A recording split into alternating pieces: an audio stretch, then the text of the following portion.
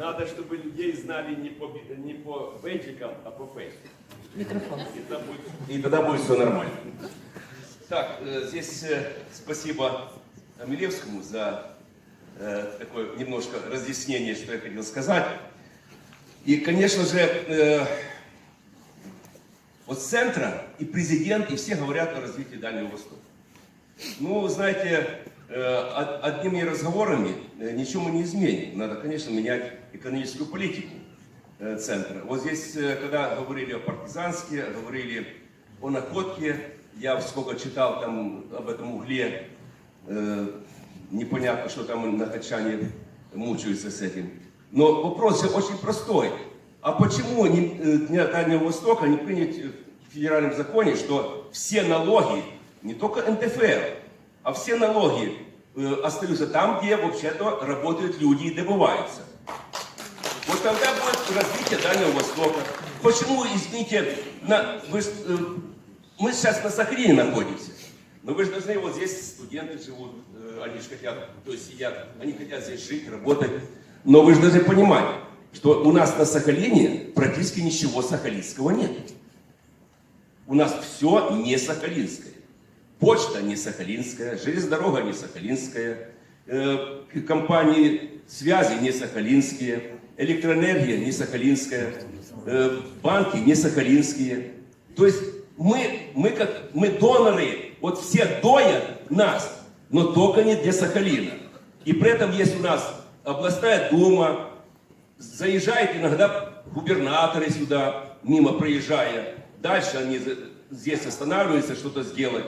То есть, когда вообще-то Сахалин начнет заниматься Сахалином? Вот я вспоминаю, и Гамилевский вспомнит тоже, в то время конца 80-х, начала 90-х годов, когда здесь был Федоров. Ведь все начинается, здесь выступающие спикеры говорили, что необходимо какие-то идеи, какие-то...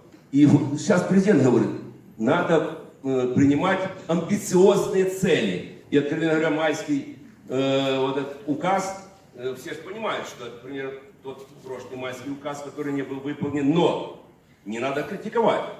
Это высокая планка, к которой надо стремиться выполнить. Вот для Сахалина нам тоже необходимо принять высокую планку, которую надо стремиться... Да, может, она неисполнимая, но ориентир, вектор развития должен быть. И вот, чтобы и вся молодежь видела, и все... И то, что я хочу сказать. Вот первое, вот то, что родилось. Давайте запишем, у нас сегодня форум Общественной палаты Российской Федерации на Сахалине по Дальнему Востоку. И вообще-то с самого начала, когда в апреле месяце или в марте этот форум зарождался, вообще была тема этого форума. Что сделать, чтобы люди не убегали с Дальнего Востока? Вот такое название было форума. Что сделать, чтобы не убегали? Потом оно немножко трансформировалось, потому что немножко неудобное такое вот выражение, хоть знаешь, что все бегут. Давайте мы по-другому назовем. То есть вот первый вопрос, который я задал. Давайте запишем в центр. Вот для Дальнего Востока изменить все налоги. Угольные компании, нефтяные компании, связи, все. Вот там, где они работают, они должны оставлять все налоги. Тогда не надо нам, извините, эти субсидии будут, возможно, в таком непонятном количестве. В зависимости от того, хороший губернатор, плохой губернатор, там, извините, или там несет что-то, или хорошо на него смотрят. Я не знаю, как там получают деньги, но вот такой выборные пассивные субсидии тогда не нужны. Что я хотел бы сказать вот в своем выступлении об амбициозных целях. Вот здесь уже тоже говорили о Тора. Понимаете, когда мы начинали перестройку, да, новую Россию строить в конце 80-х, здесь тот губернатор Федоров, который пришел, звание губернатор, это с Сахалина пошло. Вообще с Дальнего Востока все хорошие идеи идут, потом они присваиваются в Москве. Значит, ведь какая была фишка развития Дальнего Сахалина? Это свободная экономическая зона. Вот оно заразились все, помнит Евгений Ильич, как у нас в губернии до 10-11 часов ночи все работали, вся Россия там была.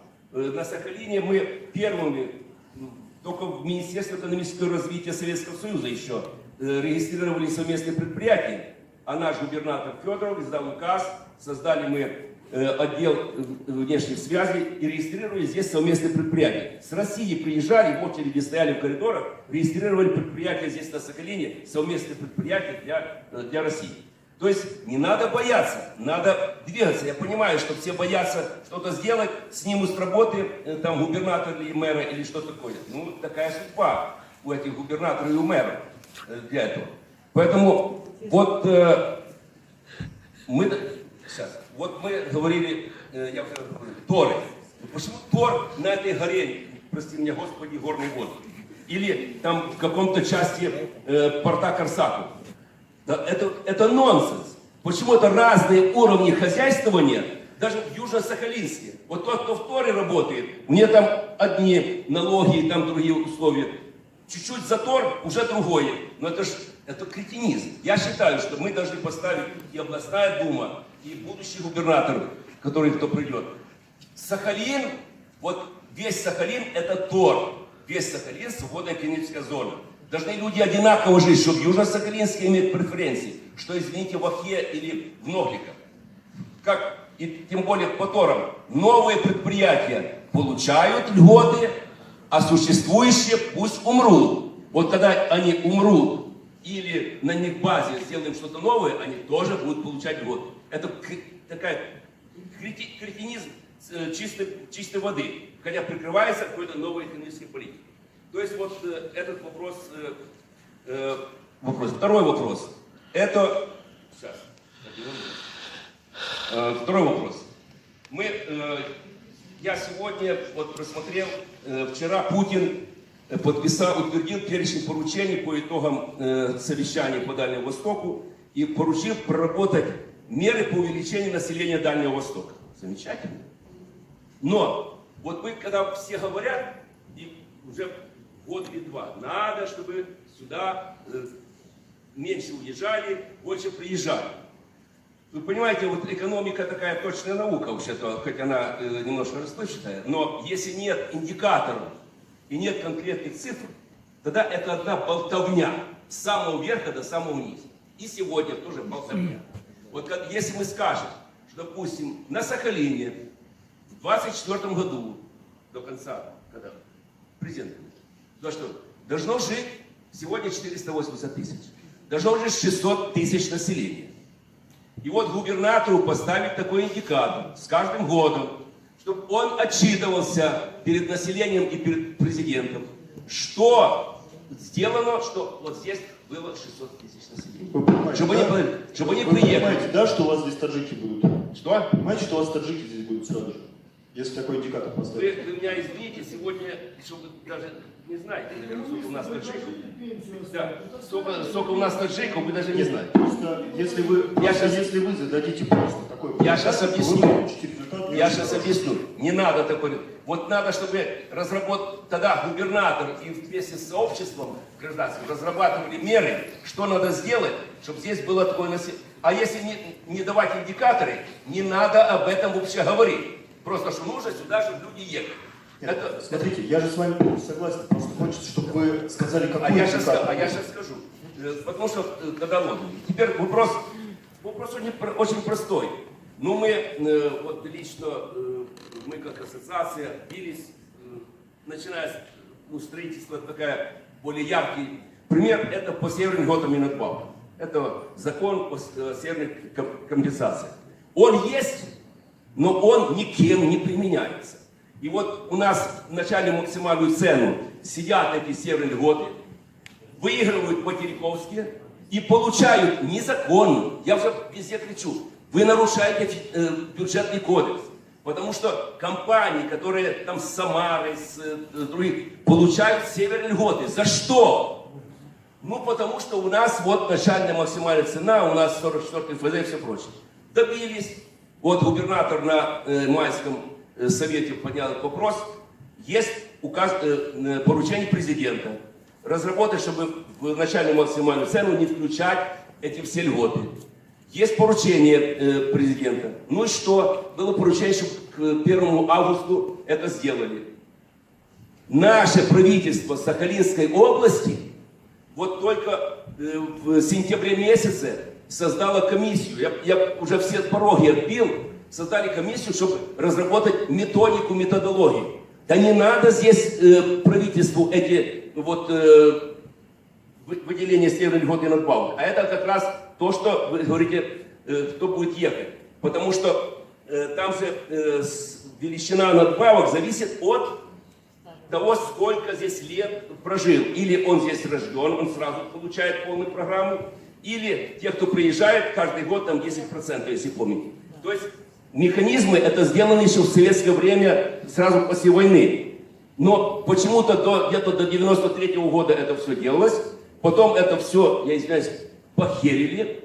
И до сегодняшнего дня чиновники получают все нормально, с коэффициентами и всеми прочими. Остальные, у нас сегодня получается, что зарплата, я извиняюсь, в Москве, там, Подмосковье или где-то, что на Сахалине одинаково. То сюда будут ехать люди.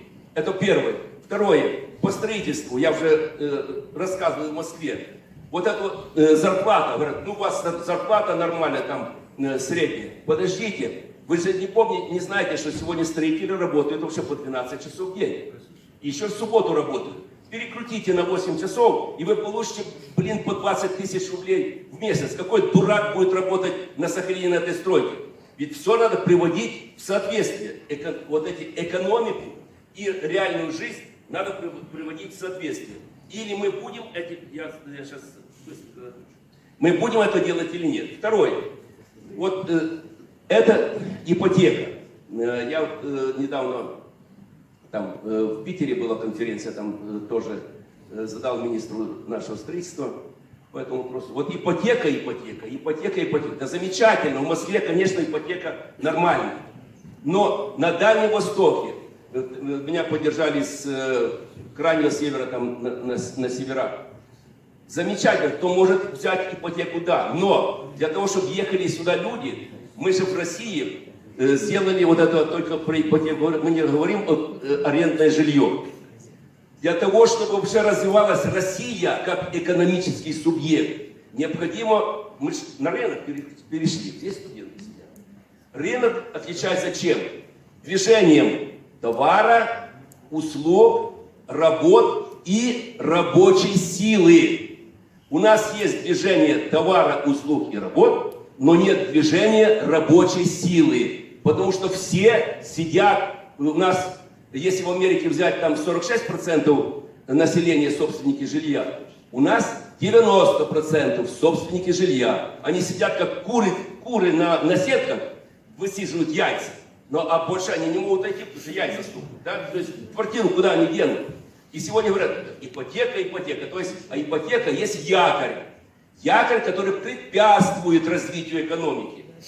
Люди должны двигаться, вот за работой, где есть работа, он должен поехать, там должна быть квартира, арендная квартира. И, конечно, на севере, на Дальнем Востоке и на Сахалине должно быть социальное жилье. В разной степени субсидированное.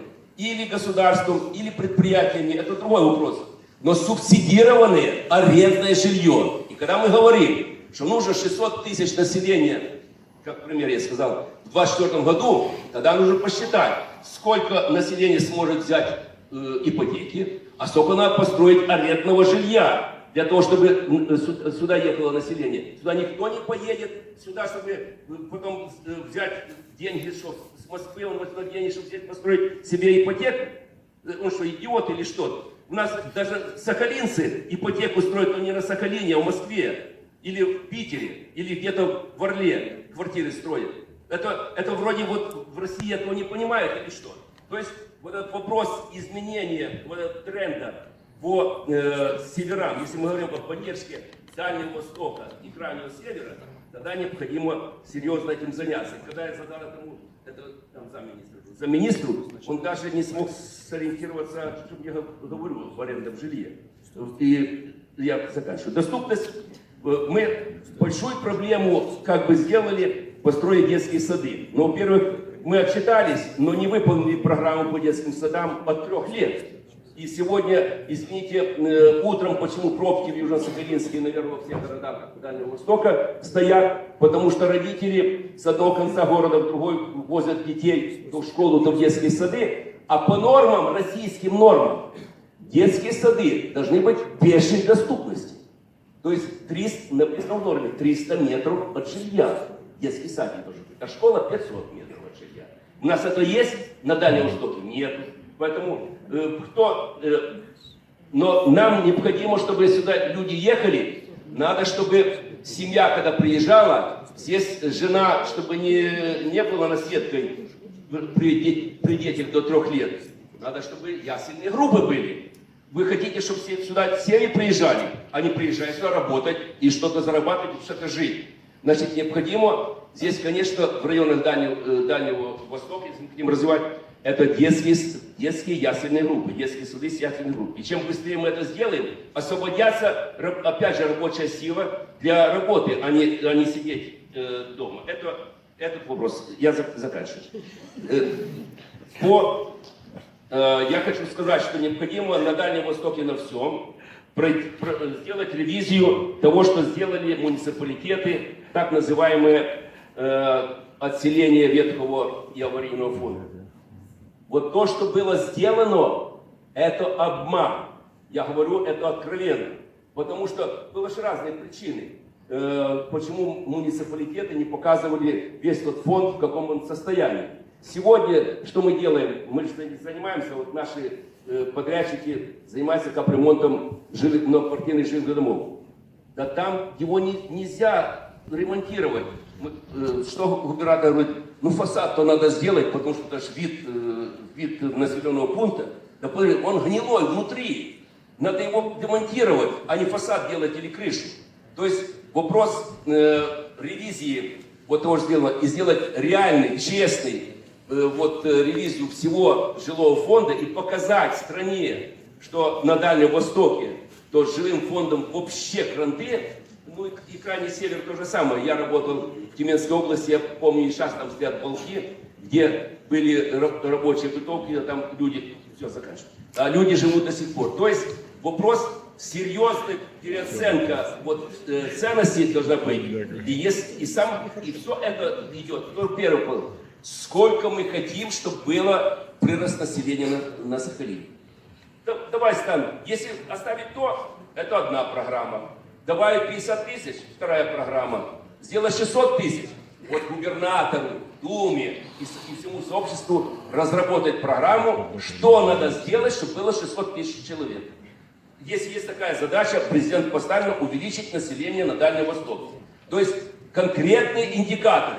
Если это не будет, я прошу записать это в решении наших предложений, определить конкретные индикаторы, а не просто разговор. Надо увеличить. Это все несерьезно на этом уровне. Да, Спасибо. Спасибо, Валерий Павлович. Ну, я думаю, что у нас 6 миллионов населения на Дальнем Востоке здесь живет. Да? Вот страна не обеднела бы, если бы для Дальнего Востока оставили тот пенсионный уровень в том законе, который был. Просто вот ничего не произошло бы. А люди это пошли сюда бы и поддержали бы. То есть мы должны сделать какие-то... Почему сюда люди должны ехать или остаться хотя бы? Но ответов нет. Спасибо. Да.